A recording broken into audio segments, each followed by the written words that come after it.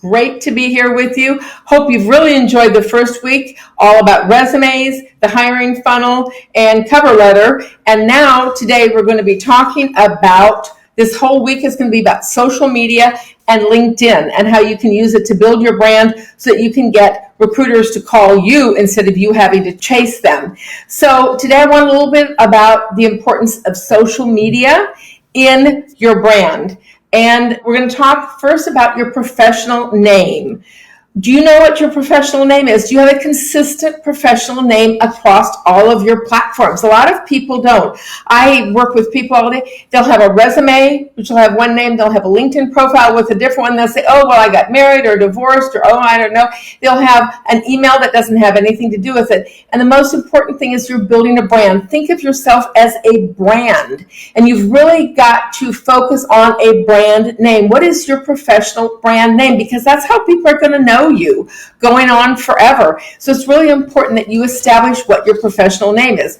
One of the things that's happened because of technology is naming, like on Gmail or on Yahoo or whatever, is universal. So everybody around the world can have that same name. And so there's much more competition for names. So it's really important that you find and create a professional name that you can use across all of your media platforms. A lot of times I was able to get Diane Huth. There's only about 6 Diane Huths out there in the whole world. There's some lady in Ohio, etc. But because my name is unusual and I was able to get my Gmail address and my domain name for my company many years ago, I was able to secure my branding elements in my simple name, Diane Huth.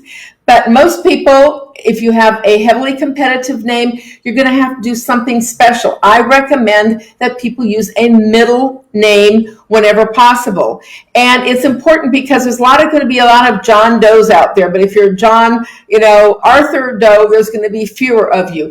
And there's a couple ways that you use your name. Use your middle name. You could use middle initial. And you can also, on your professional name, add credentials like comma, MBA, PhD, PMP, etc. So you're going to want to build a professional name across your platforms. Number one, you want a LinkedIn page. Okay, so you can go to LinkedIn, and if you're looking at LinkedIn, if you look at the menu bar at the top, you're going to see your name is LinkedIn /IN/ and then I'll have your name with some, and then probably some numbers. If you haven't personalized your URL, you're going to have some numbers behind there. And that is because there's so many different people with your name that they assign people numbers. So you want to personalize that URL. If it's only you, that's great. But if not, you could add a middle name, a middle initial, or degrees to try and get that LinkedIn personal permanent branding. You also want a Gmail address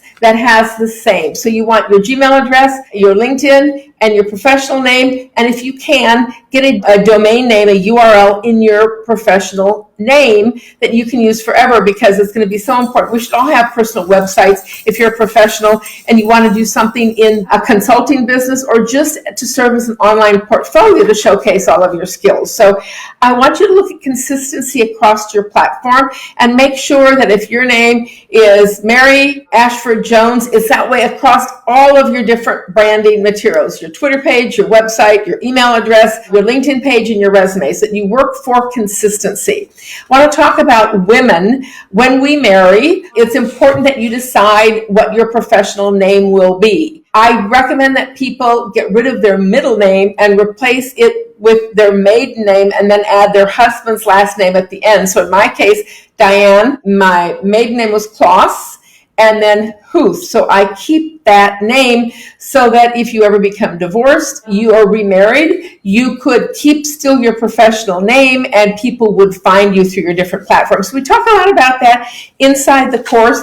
Inside the course, which is found at www.reinventyourcareerin30days.com. I hope that you're following along.